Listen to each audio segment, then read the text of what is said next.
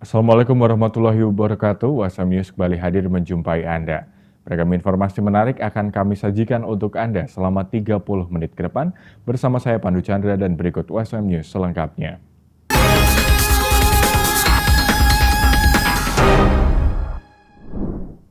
PT Kereta Api Indonesia Daerah Operasi 4 Semarang mencatat sebanyak 25.270 penumpang diberangkatkan dari seluruh stasiun di wilayah Daop 4 Semarang ke berbagai tujuan.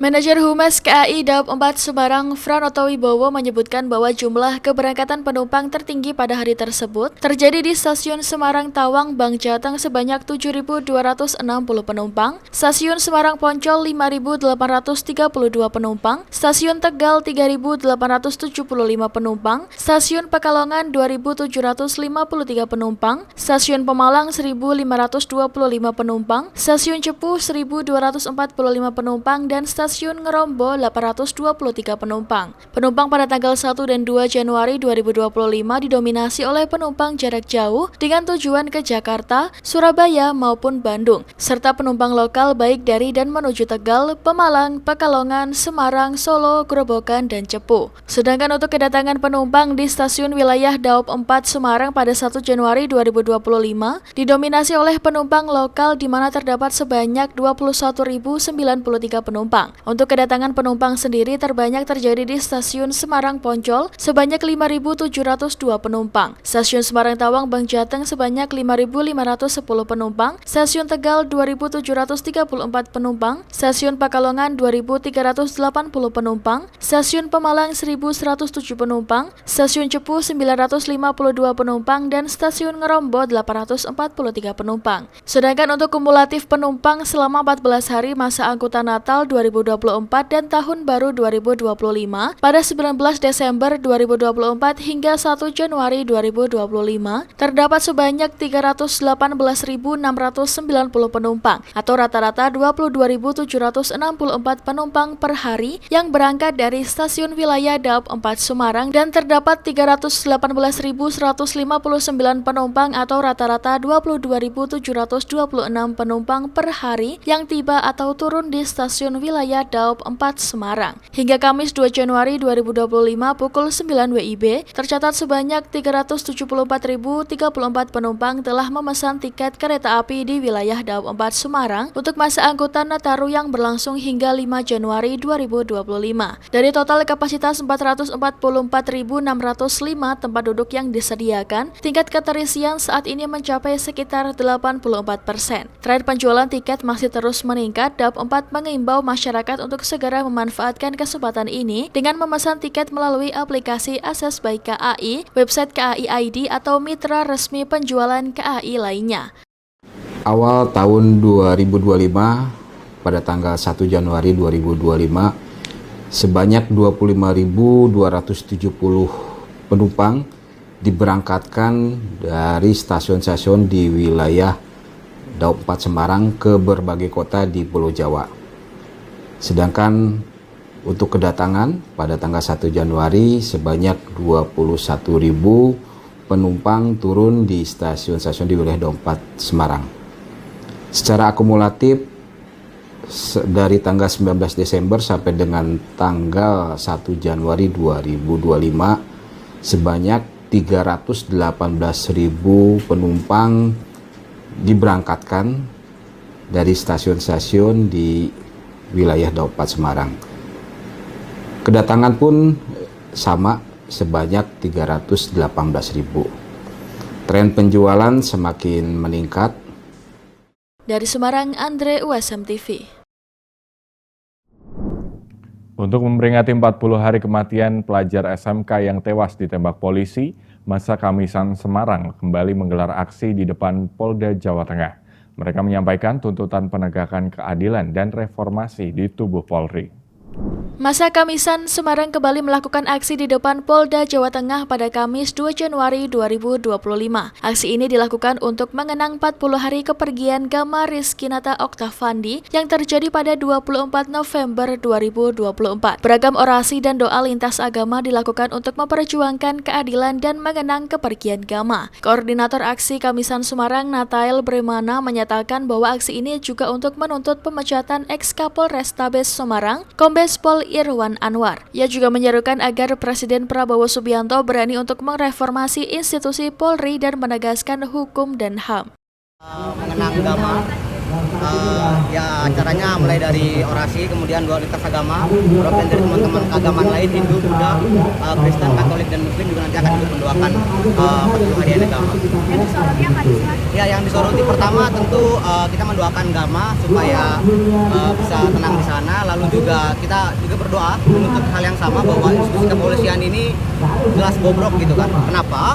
Karena di awal kita menuntut beberapa minggu yang lalu pecat Kapolrestabes Semarang, mungkin sekarang udah ex-Kapolrestabes, tapi sampai saat ini dirasakan jadi mutasi gitu kan. Dan cukup sedih buat kami mendengar penyampaian dari Polda Jateng bahwa dia dimutasi bukan karena kasus agama gitu kan. Maka tuntutan yang sama, pecat ex-Kapolrestabes Semarang. Dan hal yang paling menyedihkan buat kami adalah bukan hanya sekedar Kapolrestabes Semarang ya, bahwa yang bodoh dari institusi ini adalah puncak pimpinannya. Maka kami menuntut juga hal yang sama kepada Bapak Presiden Republik Indonesia, Bapak Prabowo, untuk segera mengganti Kapolri Listio Sigit karena dirasa tidak mumpuni sebagai pimpinan Polri. Kenapa? Karena mulai dari kasusnya Iwan Budi di Semarang, terus juga kasusnya Gama, terus juga kasus-kasus yang cukup banyak. Baru-baru ini kasus Lydia di Kabupaten Semarang yang ditahan sementara di Kapolres Salatiga, lalu juga kasus-kasus di Sumbar, Afif, dan beberapa kasus-kasus lainnya Kanjuruhan. Maka hal yang sama buat kami melihat bahwa Kapolri harus segera diganti agar penegakan hukum sebagaimana mestinya bisa terwujud untuk menunjukkan nilai-nilai kemanusiaan dan martabat manusia sendiri. Sementara itu, kerabat Gama Nur Salam juga turut hadir dalam aksi ini. Dalam orasinya, ia menyampaikan harapan agar tersangka dapat dihukum semaksimal mungkin dan Gama mendapat keadilan. Kita dari keluarga Gama sangat berterima kasih kepada tim Kamisan yang telah selalu mensupport untuk kasus ini dan selalu update tentang kasus ini supaya kasus ini dapat supaya tersangka dapat mendapatkan hukuman yang semaksimal mungkin dan korban dapat mendapatkan keadilan yang seadil-adilnya. Tuntutan yang masih dibawa apa aja Pak? Mana? Tuntutannya? Kalau tuntutan kita kan memang dari awal supaya satu PT3-nya sudah jalan. Terus untuk yang pidananya kan kita inginnya kan hukuman yang semaksimal mungkin. Jadi kalau misalnya dia di 338 harusnya 338-nya itu maksimal. Perumbul Hutani Kesatuan Pemangkuan Hutan KPH Blora bekerja sama dengan DPC Gerakan Wanita Sejahtera Kabupaten Blora menggelar kegiatan penghijauan atau tanam bersama di tempat wisata religi. Kegiatan ini bertujuan untuk mengedukasi masyarakat agar mencintai lingkungan. Administrator atau ADM Perhutani KPH Blora Yeni Ernaningsih mengatakan bahwa kerjasama ini dilakukan untuk edukasi ke masyarakat Kabupaten Blora agar cinta lingkungan melalui kegiatan penghijauan. Perhutani KPH Blora menyalurkan sejumlah bibit buah dan tanaman hias untuk kegiatan penghijauan dan ini merupakan salah satu kegiatan dari program Tanggung Jawab Sosial dan Lingkungan atau TJSL dari Perum Perhutani KPH Blora. Kegiatan ini merupakan bentuk dukungan dari Perhutani kepada warga untuk cinta lingkungan dengan melakukan penghijauan melalui pemanfaatan ruang terbuka, pinggir embung, kanan kiri jalan desa agar bisa memberikan manfaat bagi lingkungan dan warga sekitar. Dengan adanya bibit tanaman buah ini, harapannya bisa tumbuh berkembang dan berbuah sehingga bisa bermanfaat bagi lingkungan dan masyarakat Kelurahan Sonorejo, Kecamatan Blora, Kabupaten Blora. Pembina dari GWS Kabupaten Blora.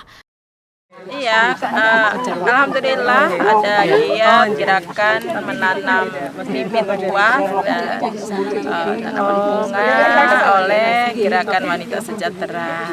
Saya tentu mensupport sekali semakin banyak organisasi-organisasi melakukan giat seperti ini karena memang ini diperlukan untuk wilayah kita Kabupaten Blora yang memang butuh penghijauan, butuh sumber mata air salah satunya dan untuk mensejahterakan masyarakat sekitarnya tentu. Ini harapannya pun dengan kegiatan ini pun? Iya, harapannya terus bekerja sama dengan beberapa pihak, termasuk di sini juga mesti support oleh Ibu ADM ya, Blora Kabupaten ADM Blora dan mana Bu? Jepur Randu ya. Beliau mensupport pengadaan bibitnya. Ini tidak menutup kemungkinan juga dilakukan sinergi-sinergi ini dilakukan beberapa pihak termasuk organisasi wanita yang lain bekerja sama dengan berbagai pihak, termasuk di sini support sekali Pak Kecamatan Blora beserta Forkopimcamnya semuanya mendukung. Bu, ini kan jadi wisata religi menanam buah Bu ini ya. Ya, harapannya ke depan. Oleh karenanya menanam itu hal yang sangat bisa diupayakan, tetapi merawat untuk menjadikan itu berkembang, bertumbuh sedemikian rupa menghasilkan itu butuh perawatan kerjasama yang tiada henti lagi oleh terkait ya oleh pemerintahan kelurahan setempat dan masyarakat sekitar. Di sini di Sonorejo, terima kasih Bu Lurahnya juga mensupport. Ainia Salihah mengapresiasi kegiatan ini. Ainia sangat mensupport dan mendukung kegiatan gerakan menanam yang dilakukan oleh sejumlah organisasi, salah satunya GWS ini. Giat seperti ini memang diperlukan untuk wilayah Kabupaten Blora yang memang butuh penghijauan, butuh sumber mata air yang tentunya dibutuhkan oleh masyarakat Blora. Ya, jadi ini melalui Gerakan Wanita Sejahtera, kami dari Perum Perhutani menyalurkan bantuan bibit, sejumlah bibit buah dan tanaman hias untuk melakukan penghijauan, dan ini merupakan salah satu bentuk kegiatan tanggung jawab sosial dan lingkungan dari Perum Perhutani KPH Blora. Apa harapannya untuk bibit-bibit ini dengan warga yang di sini, Bu? Iya, jadi ini salah satu bentuk dari Perum Perhutani untuk mendukung kegiatan cinta lingkungan dengan melakukan penghijauan di tempat-tempat yang terbuka agar bisa memberikan manfaat buat masyarakat dan lingkungan sekitar. Dengan adanya tanaman buah ini harapannya memang dapat tumbuh berkembang dan berbuah sehingga bermanfaat bagi masyarakat dan lingkungan Sonorejo. Kegiatan menanam di tempat wisata religi yang jalannya melalui sebuah makam ini baru pertama kali di Blora. Kelurahan Sonorejo telah menghibahkan lahan kosong seluas 0,5 hektar. Rencananya ke depan akan dijadikan sebuah wisata religi sambil petik buah. Guru Besar Fakultas Teknologi Pertanian UB, Profesor Sri Suhartini melakukan berbagai persiapan untuk mengikuti Lari Napaktilas Raden Wijaya 2025. Setiap pagi, Sri Suhartini berlatih fisik dengan berolahraga di rumah dan lari pagi agar kebugaran fisiknya terjaga. Selain itu, Sri Suhartini juga mempersiapkan mental untuk lari yang mengusung semangat pendidikan inklusi tersebut. Jelang Lari Napaktilas Raden Wijaya 2025, Profesor Sri Suhartini mempersiapkan fisik dan mental agar nantinya mampu menempuh jarak yang sudah ditentukan dalam lari Napaktilas tersebut. Sebagai persiapan, dirinya juga melakukan olahraga setiap pagi dan juga melakukan lari dengan jarak yang bervariasi. Sebelumnya, Sri Suhartini sudah mengikuti berbagai ajang lari, termasuk saat menempuh pendidikan doktor di luar negeri. Profesor Sri Suhartini mengaku siap untuk berlari bersama dengan peserta lainnya sebagai bentuk mendukung kampanye pendidikan inklusi dan memperkuat nilai Brawijayan. Kenapa saya bisa ikutan kegiatan ini? Karena diajak sih sebenarnya ya. Diajak sama kolega dari Fakultas Kedokteran, Bu Dokter Miftah gitu kan, ngajak untuk ikutan berpartisipasi di acara ini. Terus saya ngeliat kok programnya juga bagus ya, karena kan untuk mendukung pendidikan difabel seperti itu. Jadi ya sudah deh pengen nyoba juga gitu kan, karena saya memang tipe orangnya adalah suka mencoba suatu hal yang baru, yang menantang, kira-kira seperti itu. Tapi asal muasalnya sih ya karena diajak. Oke. Tapi kemudian memang tertarik lari udah lama? Saya tertarik lari sebenarnya sudah lama ya, karena dari SMP, SMA itu saya memang sukanya yang fisik. Ya fisiknya itu dalam artian suka olahraga. Jadi kalau misalnya pelajaran olahraga itu paling seneng banget kalau udah lari. Jadi kalau nggak goalnya 1-2 gitu ya, yang menang gitu, maksudnya pertama kali nyampe gitu. Itu jadi mulai dari SMP, SMA, kuliah juga mencoba untuk tetap lari gitu kan ya, tapi waktu itu masih kayak event maraton itu masih jarang banget ya, jadi kayak lari biasa aja keliling rektorat ini. Terus pas sekolah itu sempet juga ikutan maraton, terus balik lagi ke Indonesia. Nah kayaknya baru bener-bener tune in yang latihan lari maraton itu ya tahun 2023 ini. 2023, 2022, 2024. Lari Napak Tilas Raden Wijaya 2025 akan berlangsung pada hari Sabtu akhir pekan ini. Lari akan dimulai dari Pendopo Raden Wijaya Mojokerto pada pukul 2 siang dengan menempuh jarak 70 km hingga finish di kampus Universitas Brawijaya pada tanggal 5 Januari 2025. Dari Malang, tim liputan UBTV melaporkan untuk USM TV. Untuk menyamakan persepsi, tekad, serta semangat dalam mewujudkan visi misi yang telah direncanakan, Universitas Padjadjaran menggelar MAPAK 2025. Berikut laporan tim liputan di Via Unpad TV untuk USM TV. Menyambut tahun baru 2025, Universitas Padjadjaran gelar MAPAK 2025 di Balai Sawala Rektorat Unpad Kampus Jatinangor, Sumedang, Kamis 2 Januari. Kegiatan yang diselenggarakan secara hybrid ini dihadiri langsung oleh Rektor Universitas Padjadjaran Profesor Arif Syamsulaksan Kartasasmita, para wakil rektor, senat akademik, serta diikuti oleh Sivitas Universitas Padjadjaran. Rektor Unpad dalam MAPAK 2025 ini menyampaikan visi misi Unpad 2025 hingga 2029, yakni menjadi pusat pendidikan dan pengetahuan inklusif berkelanjutan yang berkelas dunia untuk mendorong inovasi global dan menghasilkan dampak nyata pada masyarakat. Kegiatan diisi dengan tanya jawab dan diskusi mengenai penguatan Unpad untuk menjadi lebih baik ke depannya. Ditemui usai acara, Rektor Unpad Profesor Arif S. Kartasasmita menyebut, MAPAK 2025 hadir sebagai wadah untuk menyamakan persepsi, tekad, serta semangat dalam mewujudkan visi dan misi yang telah direncanakan. Ya, yang pertama adalah tentu kesamaan visi dan tekad. Jadi kita punya pekerjaan yang cukup banyak untuk membawa Unpad sesuai dengan visi dan misi. Nah, sehingga harapannya kita ingin mewujudkan visi itu di tahun 2025, apa yang mau kita lakukan secara bersama-sama. Sehingga mudah-mudahan dengan adanya MAPAK ini semua sivitas akan terinformasi hal yang sama, sehingga dalam melakukan langkah ke depan ini semua akan dilakukan juga dengan visi yang sama, sehingga nanti kita sinergis dari seluruh elemen, dari mulai pimpinan universitas sampai ke bahkan sampai ke mahasiswa juga harus memiliki visi yang sama gitu. MAPAK 2025 turut dimeriahkan oleh beberapa hiburan yang dipersembahkan oleh Sivitas Akademika Unpad. Dari Jatinangor, Sumedang, Hairunisa Nabil Fahraputra melaporkan untuk USM TV. Pemirsa, Universitas Hasanuddin Makassar kembali mendapat kunjungan inspiratif dari alumninya, Profesor Dr. Taruna Ikrar, MBiomed PhD, yang merupakan Kepala BPOM RI. Dalam kuliah pakarnya, Profesor Taruna Ikrar mendorong optimalisasi, riset dan inovasi untuk membawa Unhas menuju universitas kelas dunia.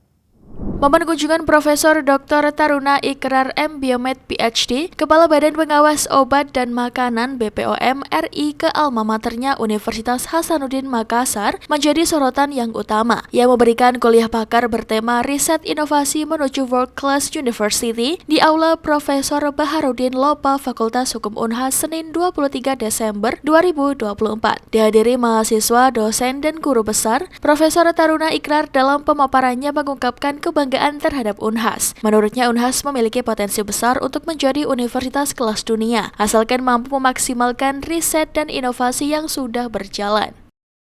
Kita kan ada program di Badan Pengawas Obat dan Makanan dengan konsep ABG. ABG ini konsep yang baru saya kembangkan tapi sudah diapresiasi, dan kita sudah bisa melihat dalam waktu 4 bulan kepemimpinan saya sudah ada outputnya. Yaitu kita menggandeng kampus, sekarang ada 158 kampus se-Indonesia. Nah, dari kampus-kampus itu saya melihat potensi besar dari Universitas Hasanuddin itu sangat besar. Ada fakultas farmasinya, ada fakultas pangan pertaniannya, kemudian ada fakultas-fakultas terkait, ada fakultas kedokteran yang sebagai pengguna obat-obatan dan sebagainya. Jadi, dan 3 fakultas ini dari Universitas Hasanuddin ini punya reputasi yang luar biasa. Salah satunya saya kan alumni Unhas. Jadi saya bisa melihat bahwa kualitas kita tidak kalah dengan center-center yang lain. Jadi dari segi kampus kita akan memperkuat kerjasama itu, termasuk Universitas Hasanuddin. Yang kedua, dari segi industri, kita memiliki ratusan ribu industri, baik industri obat, industri pangan, industri suplemen, kosmetik, dan sebagainya. Nah, mereka itu sebetulnya pada prinsipnya memiliki keinginan untuk bekerja sama, tapi kan tidak ada yang menghubungkan selama ini. Nah, kita menghubungkan. Jadi yang ketiga, sebagai pemerintah kita harus menjadi penjamin dalam segala hal yang bisa membuat sukses story daripada program ini. Tidak hanya memberikan motivasi, Profesor Taruna Ikrar juga memperkenalkan konsep sinergi Akademi Business Government yang menjadi andalan BPOM dalam mendorong inovasi. Ia pun mengungkapkan bahwa Unhas telah memenuhi sebagian besar persyaratan untuk menjadi universitas kelas dunia. Dengan mengoptimalkan potensi lokal seperti pengembangan ramuan asli Sulsel, ia yakin Unhas bisa menaklukkan berbagai tantangan global. Rektor Universitas Hasanuddin, Profesor Dr. Insinyur Jamaluddin Chompa MSI, menyambut baik gagasan Profesor Taruna Ikrar. Ia berharap kolaborasi ini dapat membantu mengembangkan riset berbasis lokal, termasuk pengolahan bahan baku obat-obatan seperti ramuan Sanrego. Kuliah pakar ini menjadi sinergi antara akademisi, industri, dan pemerintah yang dapat membawa Unhas menuju universitas kelas dunia. Profesor Jamaluddin Chompa berharap mahasiswa dan dosen mampu mengambil peran aktif dalam menciptakan inovasi yang tak hanya bermanfaat bagi lokal tetapi juga global. Andi Putri, Najwa Muhammad, Syaiful, Unhas TV.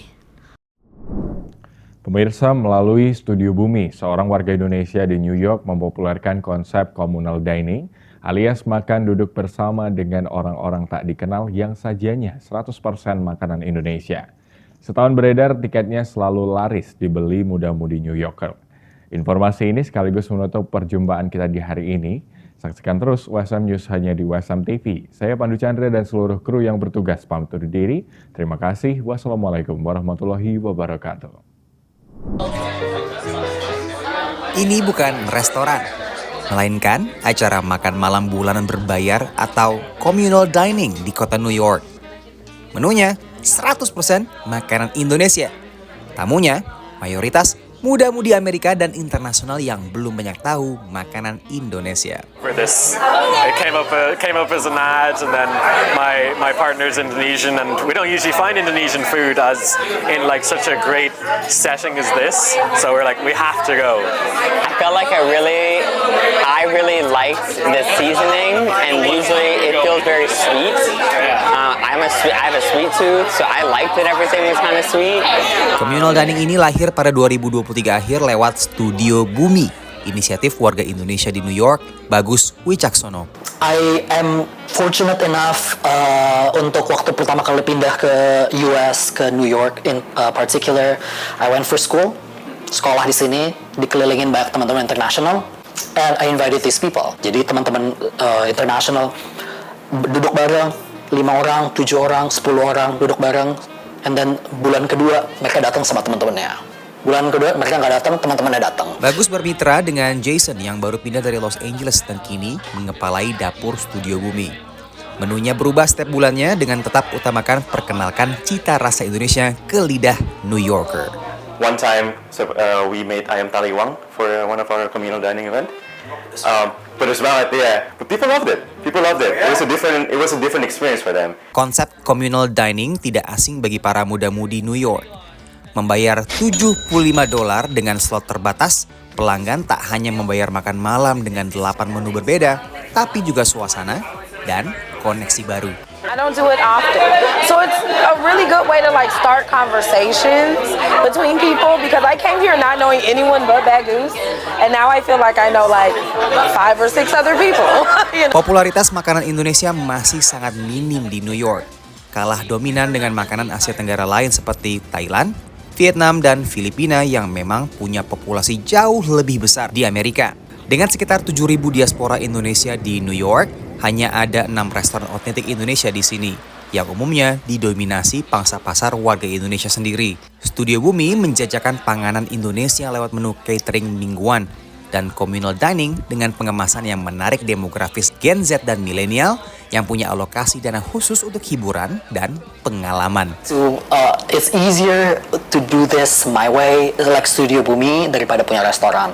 Brick and mortar costs a lot in New York, and then we only cook for a shared kitchen, commercial kitchen, fully equipped. So mereka semua tanggung semua biaya, list everything untuk operasional, semua equipment and everything.